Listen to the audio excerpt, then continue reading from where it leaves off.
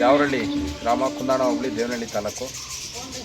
ನಿನ್ನೆ ಭಾರಿ ಮಳೆ ಹೊಡೆದಿರೋ ಕಾರಣ ದ್ಯಾವರಹಳ್ಳಿ ಗ್ರಾಮದಲ್ಲಿ ಮೋರಿಗಳು, ಚರಂಡಿ ಪೂರ್ತಿ ಬ್ಲಾಕ್ ಆಗಿ ಎಲ್ಲ ಕಡೆ ಮನೆಗಳಿಗೆ ನೀರೆಲ್ಲ ನುಗ್ಗಿ ಜಾಸ್ತಿ ತೊಂದರೆ ಆಗಿಬಿಟ್ಟಿದೆ. ರಾತ್ರಿ ಎಲ್ಲ ಪಾಪ ಜನಗಳು ಪರದಾಟ ಪಟ್ಟು ಮನೆಯಲ್ಲಿ ನಿದ್ದೆ ಮಾಡ್ತೀರಾ, ಆಚೆ ಕಡೆ ನಿದ್ದೆ ಇಲ್ದಿರ ಆಚೆ ಕಡೆ ನಿಂತ್ಕೊಂಡು ಜೀವನ ಮಾಡಿದ್ದಾರೆ. ಪಂಚಾಯಿತಿಯವರು ಗಮನ ಹರಿಸ್ತೀರಾ, ಈ ಒಳಚರಂಡಿ ಏನಿದೆ, ಒಳಚರಂಡಿ ಬಂದುಬಿಟ್ಟು 10 ವರ್ಷಗಳಿಂದ ಏನೂ ಕಾರ್ಯಗತ ಮಾಡಿಲ್ಲ. ನಾವು ಹಿಂದೆ ಮೆಂಬರ್ ಆದಾಗ ಚರಂಡಿ ಮಾಡಿಬಿಟ್ಟಿದ್ವಿ.